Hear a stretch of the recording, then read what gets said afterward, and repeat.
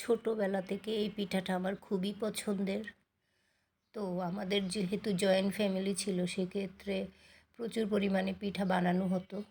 তো আজকেও আমি আপনাদের সাথে এই পিঠার ভিডিওটা শেয়ার করতে চলে আসলাম আমি যেভাবে বানিয়েছি।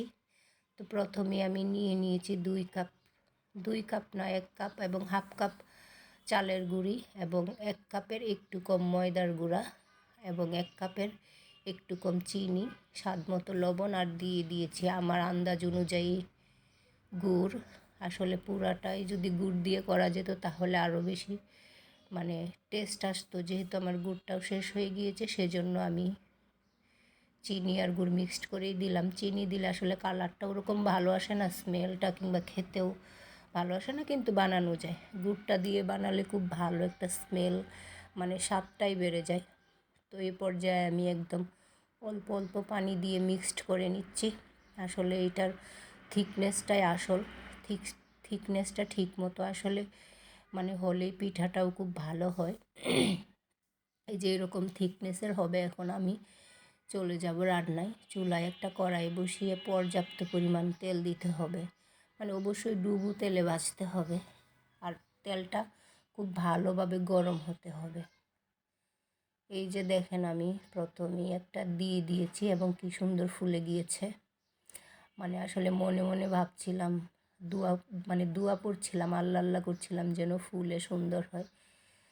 তো আগে বিয়ের আগে ছোটোবেলায় যখন আমার মা চাচিরা এই পিঠাটা বানাতো, ওনারা একদম ফজরের নামাজের পরপরই বানিয়ে ফেলতেন। ওনাদের একটা ধারণা, এই পিঠা কারো সামনে যদি বানায় তাহলে এই পিঠা নাকি ফুলে না। যাই হোক, তো ওনাদের হাতের পিঠা তো আরও বেশি মজা, আর আরও বড় বড় করে বানাতেন।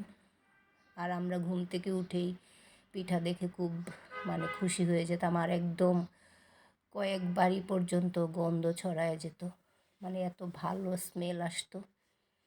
তো এখন আর ওরকম আসলে, যেহেতু আমার এই পিঠা পছন্দ আর এখানে আসলে সাথে কাউরে নিয়ে বানাবো সেই সুযোগ নেই, যেহেতু আমি আর আমার হাজব্যান্ড আর আমার ছোট বাচ্চা। তো আমার হাজব্যান্ডেরও ওরকম পিঠা পছন্দ না, হয়তো বা একটা খাবে, খুব যে বলবে আমাকে পিঠা বানাও ওই টাইপের না। যার কারণে আমার ওরকম পিঠা বানানোও হয় না। তো নিজের যখন মন চায় তখন কয়েকটা বানিয়ে ফেলি। তো এক এক করে আমি সবগুলো পিঠা বানিয়ে নিচ্ছি।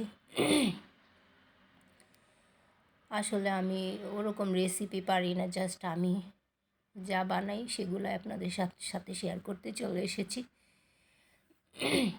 আর একটা কথা, ময়দাটা ইউজ করলে পিঠাটা একদম সফট হয়, নরম হয়, আর শুধুমাত্র চালের গুঁড়ি দিলে পিঠাটা শক্ত হয়ে যায়। দেখেন কি সুন্দর কালার এসেছে। আর এই পিঠাটা কিন্তু কয়েকদিন রেখেও খাওয়া যাবে। এই যে দেখেন কতটা নরম সফট হয়েছে, আর স্মেলও কিন্তু দারুণ এসেছে।